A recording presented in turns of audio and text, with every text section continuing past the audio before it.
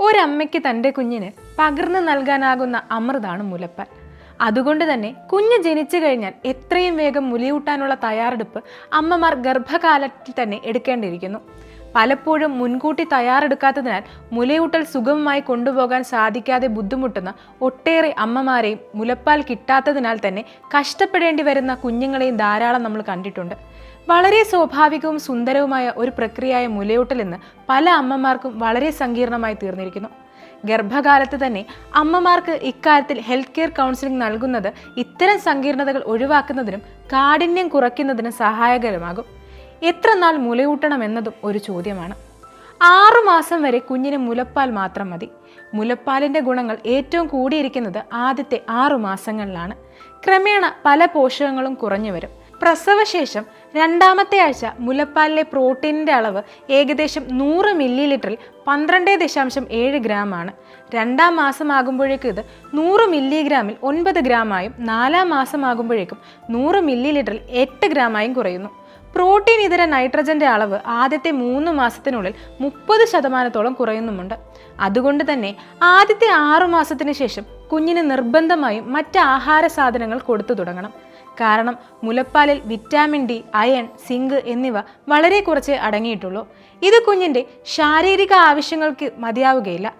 ആദ്യ മാസങ്ങളിൽ ഈ കുറവ് ഗർഭകാലത്ത് അമ്മയിൽ നിന്നും കിട്ടിയ പോഷകങ്ങൾ പരിഹരിക്കുമെങ്കിലും തുടർന്നുള്ള മാസങ്ങൾ മറ്റ് സ്രോതസ്സുകളിലൂടെ ഇവ ലഭ്യമാക്കിയില്ലെങ്കിൽ കുഞ്ഞിന് ഇരുമ്പിൻ്റെ അഭാവം മൂലമുണ്ടാകാവുന്ന വിളർച്ചയും മറ്റുമുണ്ടാകാൻ സാധ്യതയുണ്ട്. മുലപ്പാലിൽ അടങ്ങിയിരിക്കുന്ന കാലറി 1 ഔൺസിന് 22 കിലോ കാലറിയാണ്. കാലറി അളവ് ഓരോ മുലയൂട്ടലിലും വ്യത്യാസപ്പെട്ടേക്കാം.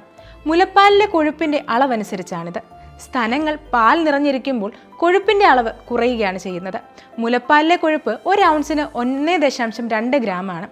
അമ്മയുടെ ഭക്ഷണശീലങ്ങൾ കൊഴുപ്പിൻ്റെ ഈ ശരാശരി അളവിനെ ബാധിക്കില്ലെന്നാണ് ഗവേഷണങ്ങൾ കാണിക്കുന്നത്. എന്നാൽ അമ്മയുടെ ഭക്ഷണത്തിൽ അടങ്ങിയിരിക്കുന്ന കൊഴുപ്പിൻ്റെ തരം കുഞ്ഞിന് കൊടുക്കുന്ന പാലിലെ കൊഴുപ്പിനെ ബാധിക്കാനിടയുണ്ട്. മുലപ്പാലിന് 2 ഭാഗങ്ങളുണ്ട്. കുഞ്ഞ് കുടിച്ചു തുടങ്ങുമ്പോൾ ആദ്യം വരുന്ന മുൻപാലും, അതായത് ഫോർ മിൽക്കും, രണ്ടാമതായി വരുന്ന പിൻപാലും, അതായത് ഹിൻ മിൽക്കും. മുലപ്പാലിൽ മുഖ്യമായും വെള്ളം, ലാക്ടോസ്, കുറച്ച് പ്രോട്ടീനുകൾ, വെള്ളത്തിൽ ലയിക്കുന്ന വിറ്റാമിനുകൾ എന്നിവയാണ് അടങ്ങിയിരിക്കുന്നത്. പിൻപാലിൽ ബാക്കി പ്രോട്ടീനുകളും മുഴുവൻ കൊഴുപ്പുകളും, കൊഴുപ്പിൽ നിന്ന് ലഭിക്കുന്ന അല്ലെങ്കിൽ കൊഴുപ്പിൽ ലയിക്കാവുന്ന വിറ്റാമിനുകളും ധാതുക്കളുമാണ് അടങ്ങിയിരിക്കുന്നത്. മുൻപാലിൽ കൂടുതൽ ലാക്ടോസ് അടങ്ങിയിരിക്കുന്നു. ദഹിക്കാൻ കഴിയുന്നതിനേക്കാൾ കൂടുതൽ ലാക്ടോസ് ഉള്ളിൽ ചെല്ലുമ്പോൾ കൂടുതൽ ഗ്യാസ് ഉൽപ്പാദിപ്പിക്കപ്പെടുന്നു. വയറ്റിൽ ഗ്യാസ് കെട്ടുന്നത് കുഞ്ഞിന് അസ്വസ്ഥതയുണ്ടാക്കാനും ഞെളിപിരി കൊണ്ട് കരയുകയും ചെയ്യാനിടയുണ്ട്. ചിലപ്പോഴൊക്കെ ഛർദ്ദിച്ചെന്നും വരാം. ഈ കരച്ചിൽ കേട്ട് വിശപ്പെന്നാണ് കരുതി പല അമ്മമാരും വീണ്ടും വീണ്ടും മുലയൂട്ടും. അപ്പോഴും കുഞ്ഞ് അല്പം മാത്രമേ കുടിക്കുകയുള്ളൂ.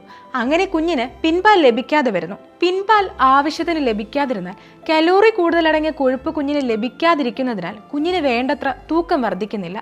ചുരുക്കത്തിൽ മുലയൂട്ടുന്ന അമ്മമാർ ഓരോ തവണ മുലയൂട്ടുമ്പോഴും ഓരോ വശത്തു നിന്നും കൊടുക്കാനും ഒരു വശത്ത് നിന്ന് 10 മുതൽ 15 മിനിറ്റെങ്കിലും തുടർച്ചയായി കുടിപ്പിക്കാനും ശ്രദ്ധിക്കണം.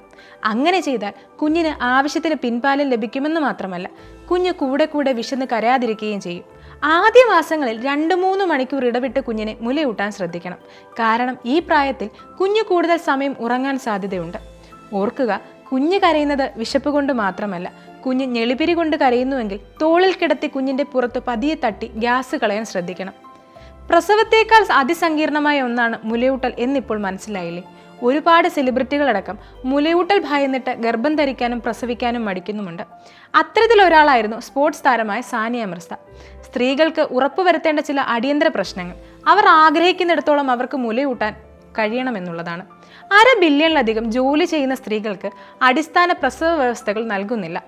ജോലിക്ക് തിരികെ പോകുമ്പോൾ കൂടുതൽ പേർ പിന്തുണയില്ലാത്തവരായി കാണുന്നു.